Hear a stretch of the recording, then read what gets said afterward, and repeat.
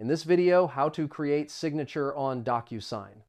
I will show you step by step how to create a signature in Docusign.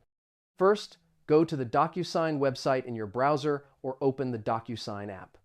Log into your account using your email and password.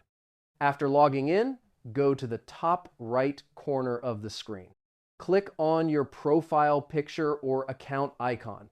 From the menu, click the option called Manage Profile.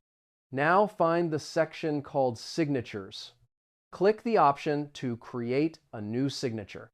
Now choose how you want to create your signature. You can type your name to generate an automatic signature. You can also draw your signature using your mouse or finger. Another option is uploading an image of your signature. After choosing the signature style, review the result. Click Adopt and Sign or Save to confirm. Your signature will be saved in your account. You can now use this signature in documents sent through Docusign.